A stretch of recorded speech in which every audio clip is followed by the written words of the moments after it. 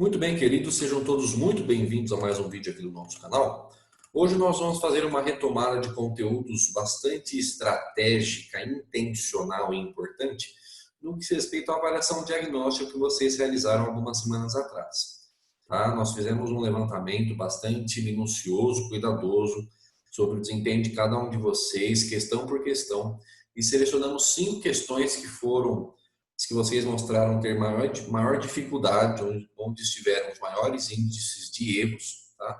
E selecionamos dentro dessas, as questões que são importantes no que diz respeito aos conteúdos, a pré-requisitos para o ano que vem. Eu acho que você deve investir bastante, com bastante atenção, com bastante cuidado, os minutos aí desse vídeo. Assista com calma, faça as suas anotações. Se necessário, revise algum conteúdo, assista alguma videoaula específica, entre em contato aí com a gente. É importante você dar um passinho para trás, relembrar o que a gente já viu para a gente conseguir avançar, tá bom? A questão, pessoal, que vocês mostraram maior dificuldade, onde teve o menor índice de acertos, foi a questão 48. Apenas 5% dos alunos que fizeram essa prova acertaram, tá? 5% de acerto. E por incrível que pareça, pessoal, essa questão não era uma questão de física, era uma questão de matemática, porque você tinha que fazer uma regra de 3 e usar a notação científica. Perceba como era a questão. Olha aqui, ó. Anunciada a descoberta de novo planeta suscetível de intervir. Um novo planeta chamado Ross 128b foi descoberto em torno de uma estrela na constelação de Virgem, localizada a apenas 11 anos-luz do Sistema Solar.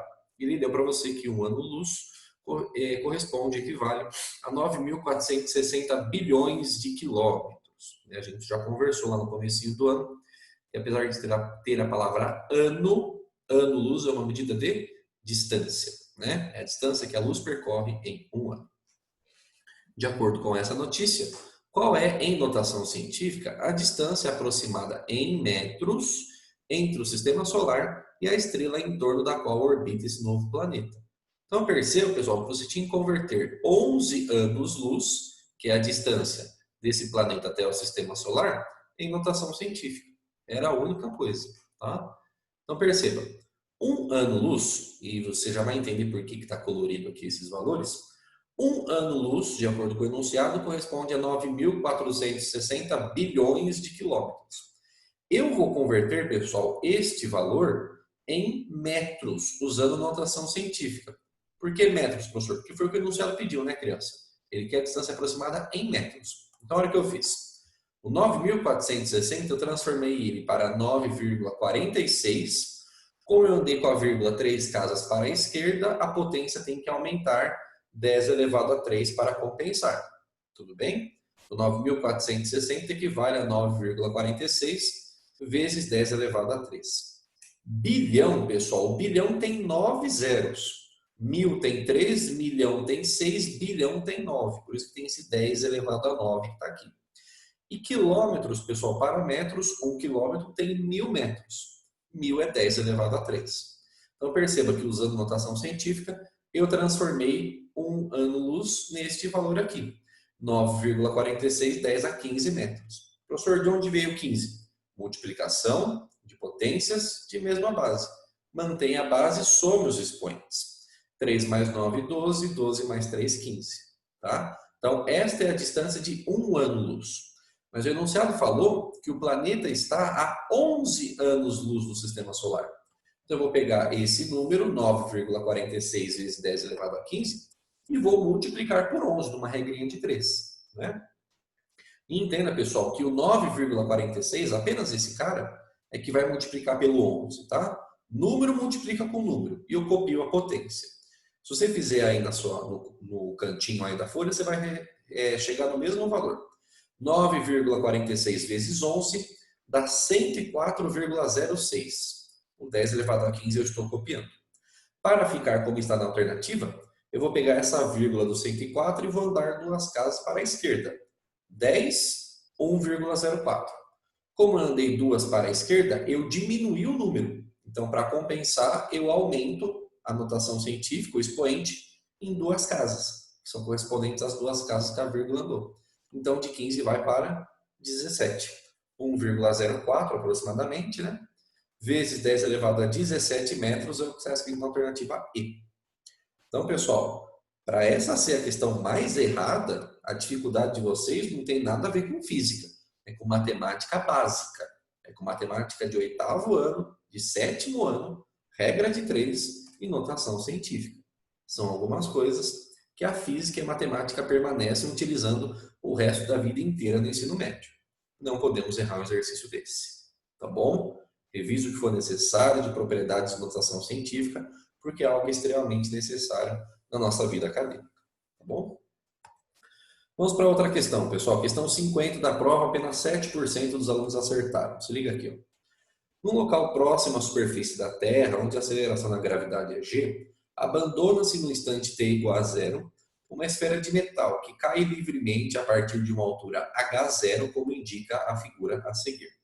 Dos gráficos apresentados nas alternativas a seguir, aqueles que representam a altura em relação ao Sol e a velocidade da esfera em função do tempo é. Como são muitos gráficos, muitas alternativas, não deu para colocar todos aqui. A gente vai analisar cada um. Perceba o que ele está perguntando então, pessoal. Ele está perguntando como a altura depende do tempo e como a velocidade depende do tempo.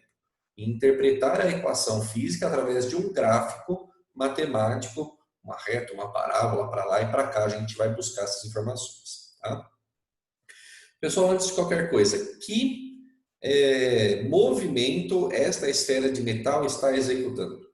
Lembra o nome? Esse é um movimento de queda livre. Por quê? Porque diz que ela cai livremente, né? Sem influência de resistência do ar, sem atrito. Ela não foi lançada, ela saiu do repouso, né? Então, é uma queda livre. E a gente viu, pessoal, que a queda livre é um dos movimentos de aplicações do MOVE, movimento uniformemente variado.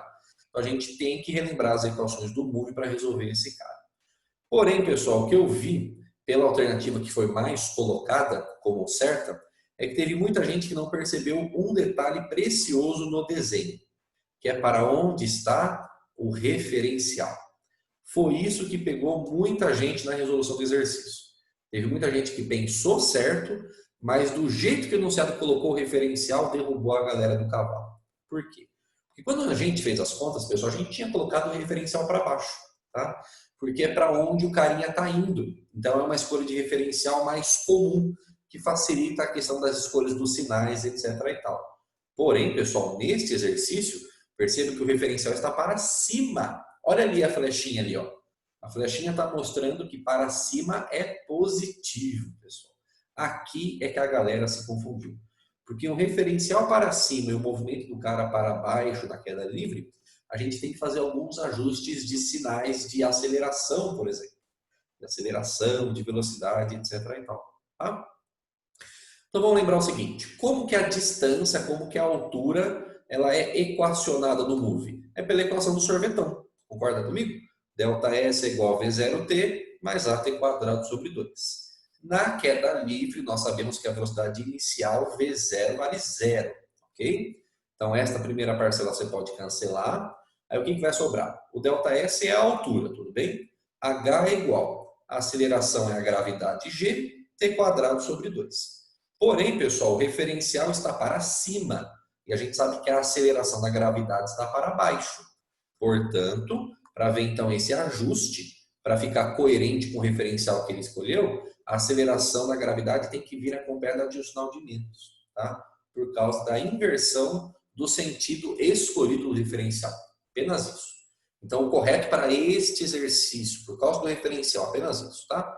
A altura é menos gt quadrado sobre 2. Então perceba, como que a altura depende do tempo? A altura vai com o tempo ao quadrado, certo? Uma função que vai com o tempo ao quadrado, com x ao quadrado, é uma função do segundo grau. E você sabe que o gráfico desse cara é uma parábola, perfeito? Só que agora, a parábola tem dois tipos, boca para cima e boca para baixo. Quem determina a boca, a concavidade da parábola, você já aprendeu, que é o coeficiente que acompanha o x ao quadrado, né? Que acompanha o t ao quadrado. É o sinal desse cara.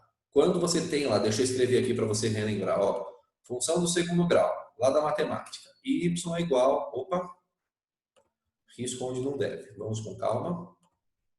Borrachinha, isso. Quando você escreve lá a função do segundo grau, y igual a ax ao quadrado mais b vezes x mais c. Não é assim? Aí você pode usar a Bhaskara, pode usar lá a coordenada do vértice, depende do que você quer fazer com a sua função. Né? O que eu estou querendo dizer para você é isso aqui. Ó. O coeficiente que acompanha o x ao quadrado, que é o valor a, este carinha determina a concavidade da parábola. Se vai ser boca para cima ou se vai ser uma parábola boca para baixo. O A, pessoal, quando ele é positivo, maior do que zero, a concavidade é para cima. Quando o A é negativo, boca para baixo, a concavidade para baixo. Tá? Então perceba que nesse caso tem um sinal de menos aqui na frente. Tá vendo?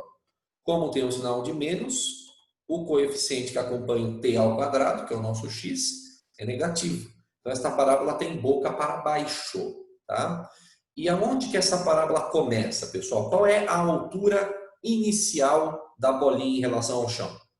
Vale h0. Então, no tempo igual a zero, a altura dessa bolinha tem que ser h0, que é a altura inicial. Então, se você buscar nas alternativas, este desenho aqui, esta parábola, é a resposta certa. Tá vendo? É uma parábola boca para baixo. Por que não tem nada do lado esquerdo do eixo? Porque não existe tempo negativo, né, pessoal? Não tem menos 5 segundos, né? O x pode ser negativo quando ele não representa nenhuma grandeza física lá na matemática. Mas o tempo não pode ser negativo. Por isso que a gente só desenha a parábola no primeiro quadrante, né? Então perceba, é boca para baixo por causa desse sinal, começando no h0, tá bom? Esse é o desenho adequado do gráfico da altura em função do tempo. Só que ele perguntou também da velocidade. E você sabe que a velocidade depende do tempo, a gente calcula pelo move, através da equação do Lavoisier. Não é assim? V igual a V0 mais AT. E a ideia é a mesma que a gente fez no sorvetão. Velocidade inicial vale zero porque é queda livre, a aceleração é igual à gravidade e mais um sinal de menos por causa da escolha do referencial. Então perceba que agora nesse caso não tem t ao quadrado, né? É t elevado a 1. É uma função do primeiro grau. Em função do primeiro grau, o gráfico é uma reta. Quem determina se a reta é para cima ou para baixo, reta crescente ou decrescente, também é o sinal do coeficiente angular que você já aprendeu na matemática. Né? Como o coeficiente angular dessa reta é um valor negativo por causa desse sinal, a reta vai ser decrescente, começando do ponto zero. Por que do ponto zero? Porque a velocidade inicial desse carinha vale zero, porque é uma queda livre. Então, no tempo igual a zero, velocidade igual a zero. Estes dois gráficos estão na alternativa A. Você pode conferir depois, tá bom? Então, é uma questão que juntava o conhecimento de gráficos, de cinemáticos, propriedades da matemática com a física, mas a grande dificuldade foi essa questão do referencial que pegou muita gente aí na curva. Fiquem atentos com isso, tá bom? Próxima questão, 18% apenas acertou, foi a questão 51. Vamos lá. O sonar é um instrumento que funciona como um radar. Ele emite ultrassons. E a gente vai aprender isso com mais detalhes lá no segundo ano, tá bom? Que ao incidirem nos objetos que se encontram na água, refletem o seu eco. Ele permite não só detectar obstáculos ou seres vivos no oceano, mas também permite saber a que distância eles se encontram do instrumento. Ao ser direcionado para um cardume de peixes, olha essa informação, o intervalo de tempo entre a emissão do ultrassom e o registro de seu eco pelo sonar é igual a 0,8 segundos. Até coloquei grifado, porque essa informação é que mata o exercício. O tempo entre a emissão do ultrassom e o registro do seu eco. O som foi e voltou. Bateu no cardume e voltou. Esse tempo é igual a 0,8 segundos. Velocidade do ultrassom na água é constante. Olha só que informação bacana. A velocidade é constante. Vale 440 metros por segundo. O exercício pergunta qual é a distância que o cardume está do sonar.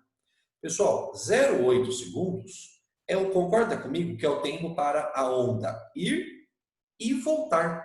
E aqui é que foi o que a galera errou. Não é só o tempo de ida que ele está considerando. Perceba que ele fala isso no enunciado, a gente tem que interpretar. O tempo entre a emissão do ultrassom, se emitir a onda, e ele registrar de volta o eco, porque a onda bateu e voltou no cardume de peixes. Então, 0,8 segundos, pessoal, é o tempo de ida e de volta. Então, o tempo de ida, né, quem vai considerar só a distância que ele quer calcular, é metade, é 0,4. É 0,4 para ir e 0,4 para voltar. Quem usou 0,8 segundos, perdão, chegou numa alternativa que tem aí, que tem resposta. Só que ela está multiplicada por 2 a distância, né? Você considerou o tempo de ir e voltar. Cuidado com isso, tá bom? Como a velocidade de ultrassom é constante, você pode usar ΔS sobre ΔT para calcular. O exercício te deu a velocidade, o tempo você descobriu que é metade do 0,8 e ele pergunta o ΔS, que é a distância percorrida ali, tá bom? Olha aqui, ó, 440 a velocidade, ΔS ele quer saber, o tempo é 0,4. O 0,4 que está dividindo passa para lá multiplicando, 440 vezes 0,4 é a mesma coisa que 44 vezes 4, 176 metros, alternativa B de bola. Quem utilizou o tempo 0,8 chegou no dobro de 176, que é 352. Foi uma das respostas que mais apareceu aí. Tomem cuidado. Aconteceu um fenômeno ondulatório, que a gente vai aprender com mais detalhes no segundo ano, mas pelo enunciado a gente percebia. A onda bateu e voltou. Então, este 0,8 é o tempo de ir e voltar. Tem que considerar só a metade. Tá bom? Continha era muito simples, era mais interpretação do enunciado. Beleza? Adiante, 20% apenas da galera que fez acertou essa questão, 49%. Vamos lá. Uma bola lançada verticalmente para cima da borda de uma mesa com velocidade inicial de 5 metros por segundo. Ela sobe e depois cai de volta, batendo no chão com a velocidade VA. É a primeira figura que está. Em seguida, a mesma bola é lançada para baixo, com a mesma velocidade inicial de 5 metros por segundo, e bate no solo com velocidade VB, segunda figura. Finalmente, a bola é lançada horizontalmente da borda da mesa, com a mesma velocidade inicial de 5 metros por segundo, e atinge o solo com uma velocidade VC, terceira figura. 3 situações, a resistência do ar é desprezível, e o exercício quer saber uma relação entre as velocidades com as quais a bola atinge o solo em cada situação. Quem é maior, quem é menor ou quem é igual. Tá bom? Pessoal, as contas são simples, mesmo porque a gente não tem tantos valores. Mas o que a gente sabe? A gente sabe que a velocidade de lançamento da bola nas 3 situações é a mesma, 5 metros por segundo, e ela está sempre à mesma altura, né? Porque é a mesma mesa que é considerada. Perfeito? Pessoal, como que chamam cada um dos movimentos que estão aqui descritos? O movimento A, pessoal, é o sobe para a volta, é o lançamento vertical, que é uma aplicação do move. A figura B, pessoal, é queda livre, que é também move, que a gente já viu um exercício hoje. O C é o lançamento horizontal. Ao mesmo tempo que ele vai para frente, ele cai, né? A gente viu que isso é uma junção de 2 movimentos, né? Movimento uniforme na horizontal e uniformemente variado na vertical, tá bom? Vamos tentar, pessoal, analisar algumas propriedades para descobrir com qual velocidade as bolinhas caem no chão, que é a pergunta do exercício, né? Em cada situação. Perceba o seguinte, pessoal, no lançamento vertical, o sobe para a volta, a gente viu algumas propriedades de simetria. A gente viu que o tempo de subida era igual ao tempo de descida, lembra dessa? Essa a gente utilizou bastante para resolver exercício, né? E uma outra que a gente não utilizava tanto, mas que nesse caso faz bastante diferença, é a velocidade com que o corpo sai, a velocidade de lançamento, velocidade inicial, velocidade de saída, tem que ser igual, desculpe, tem que ser igual, derrubei um negocinho aqui, tem que ser igual à velocidade com que o corpo chega de volta na mesma altura que ele foi lançado. Aí você tem que entender, tá? Ele não vai chegar com 5 metros por segundo no chão. Ele vai chegar com 5 metros por segundo de volta na mesma altura da mesa, na mesma altura que ele foi lançado. O que isso quer dizer, pessoal? Que você pode desprezar esse movimento de subida e de descida até ele voltar para a mesma altura da mesa, porque ele vai chegar com uma velocidade para baixo de 5 metros por segundo. Concorda comigo? E esta situação, pessoal, é exatamente igual à situação B de bola, na qual ele é lançado para baixo com 5 metros por segundo, tá? É uma queda livre, mas que já possui velocidade inicial. Então a gente pode dizer até que no ITB é um lançamento vertical para baixo. Eu não estou só simplesmente liberando a bolinha. Eu estou jogando a bolinha para baixo, aplicando uma velocidade inicial de 5. Eu estou querendo mostrar para você, pessoal, que a situação A e a situação B são equivalentes. O cara subir e descer de uma mesa com 5 metros por segundo de velocidade inicial. ou já cair direto da mesma mesa, da mesma altura com 5, é equivalente, por causa da simetria do lançamento vertical. Ele sobe com uma velocidade de 5, quando ele volta para a altura de lançamento, ele tem a velocidade de 5. Ou seja, a situação A equivale à situação B. Por isso que, como são situações equivalentes, com certeza a bolinha vai chegar no chão, na primeira e na segunda situação, com as mesmas velocidades, né? Porque ela tem a mesma velocidade inicial e está caindo da mesma altura, tá? Então, só com isso, a gente já fica entre a alternativa C e a alternativa D, que as velocidades VA e VB são iguais. Agora, a gente tem que ver se elas vão ser iguais ou maiores do que a velocidade de C, tá? Na situação C, pessoal, que é o lançamento horizontal, como eu disse para você, a gente tem que avaliar duas equações ou duas análises, né? Por quê? A gente quer descobrir com qual velocidade o cara chega lá no chão, né? A gente tem que analisar, então, o VY, né? A velocidade vertical que ele vai ter lá na chegada, perfeito? Por quê? Porque a velocidade horizontal, pessoal, é sempre constante, lembra disso? No eixo horizontal, a velocidade é sempre 5. Sempre 5, né? É movimento uniforme na horizontal e move na vertical, a gente já estudou isso. Agora, lá ligada, pela equação, ó, VY, que é o vovô ateu, sem ou colocando o índice Y, só para a gente relembrar que a gente está considerando só o eixo Y.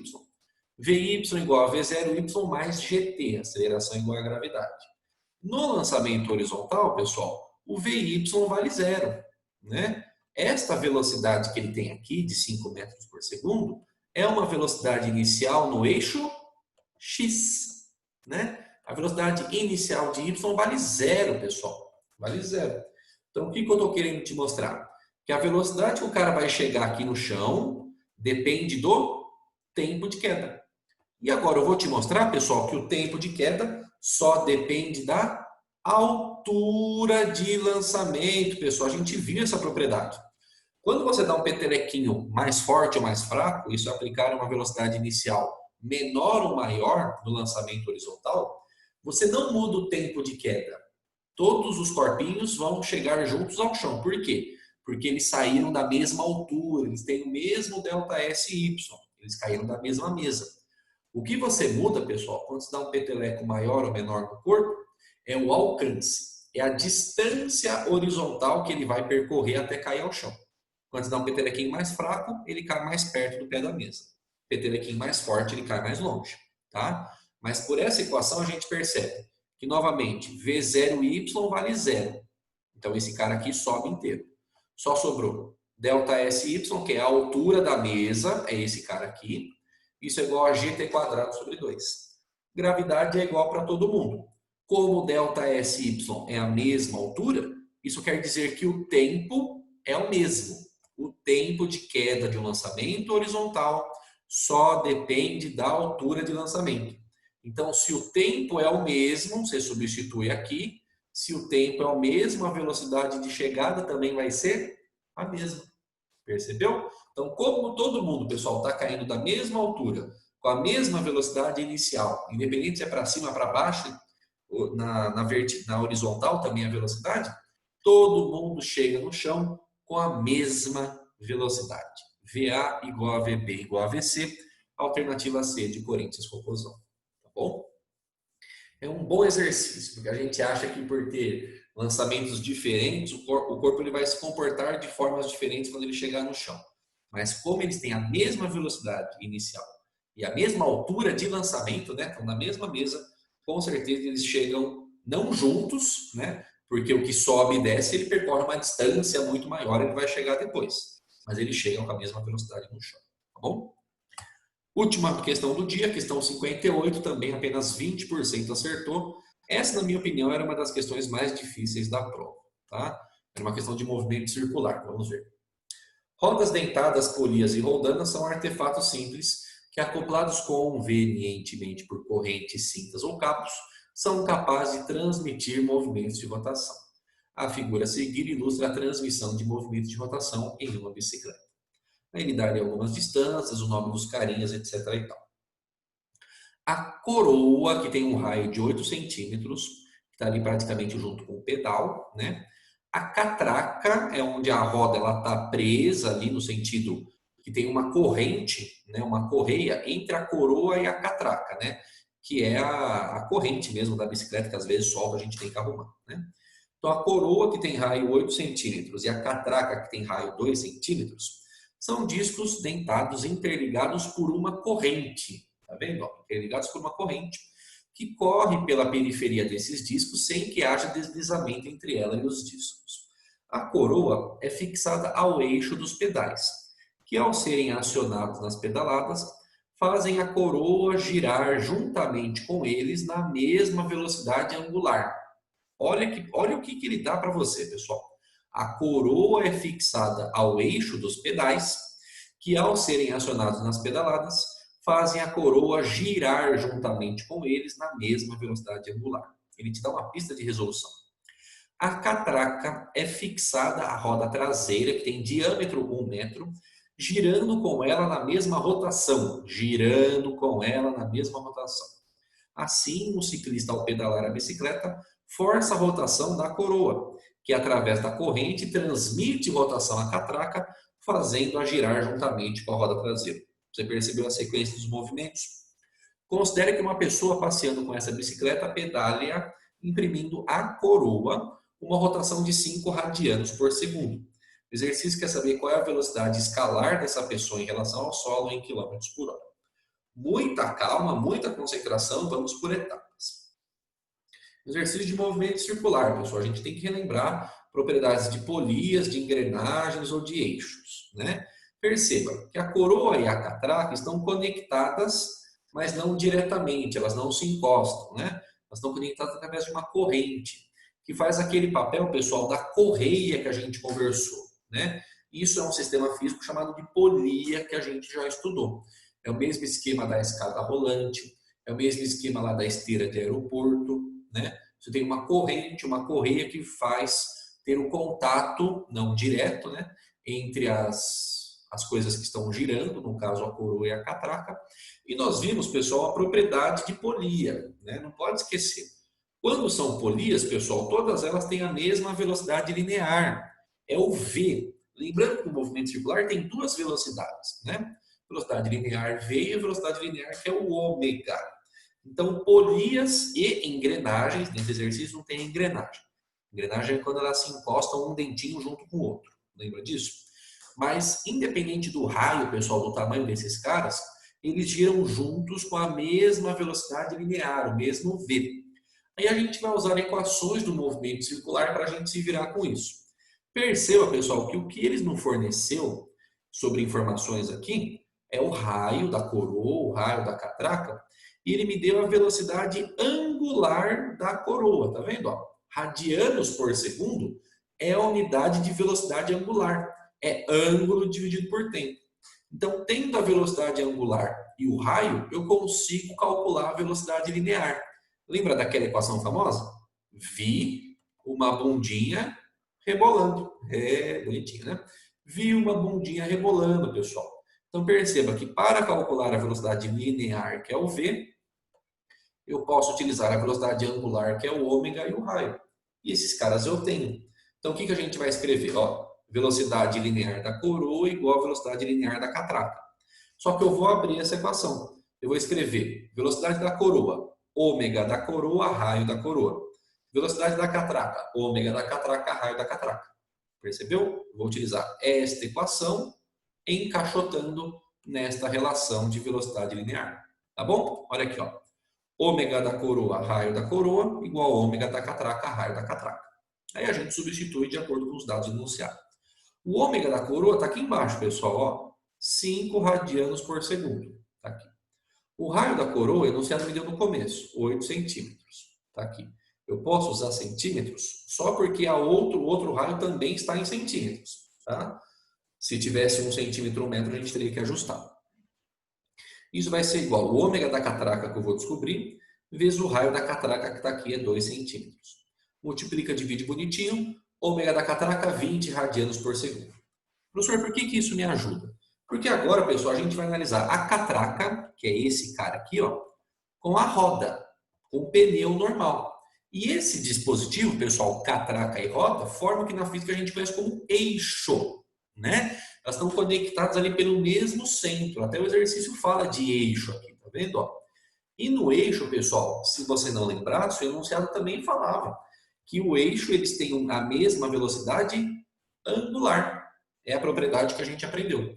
Polias e engrenagens correm juntas, mesma velocidade linear. O eixo gira junto, mesma velocidade angular. Então, olha o que eu vou escrever aqui, ó. Ômega da catraca igual ao ômega da roda, porque eles têm a mesma velocidade angular que a gente escreveu aqui. Então, o ômega da roda é igual ao da catraca que a gente calculou antes, 20 radianos por segundo. Agora, tendo o ômega da roda, pessoal, a gente consegue calcular a velocidade escalar. Velocidade escalar e velocidade linear, pessoal, é a mesma coisa. É o V.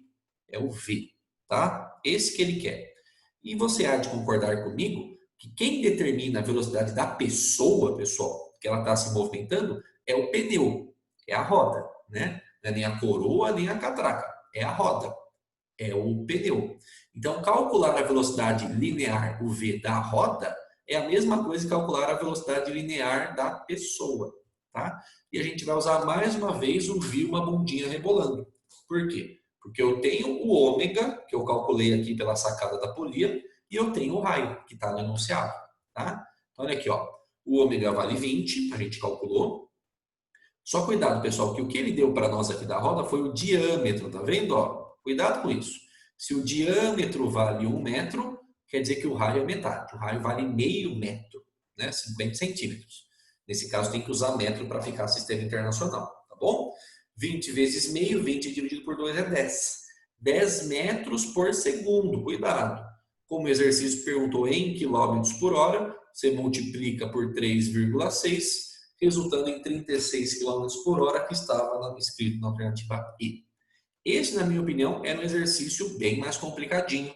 Várias etapas, um texto grande para você interpretar, só que teve exercício mais fácil que mais gente errou, né? Então perceba, pessoal, que tem um caminho para a gente seguir, utilizando as propriedades que a gente trabalhou aí, a gente consegue chegar na resolução, tá bom? Pessoal, é claro que esses foram só alguns, a ideia é a gente abordar os principais aí para bater um papo, mas tendo algum exercício específico que você enroscou, que você queira bater um papo, me manda nos comentários, me dá um toque pelo e-mail, a gente resolve o que for necessário para te ajudar, tá bom? Eu agradeço a sua presença, a sua participação. Qualquer coisa, só dá um toque aí, a gente está sempre por perto, tá bom? Se cuidem, tamo junto, até a próxima. Tchau, tchau.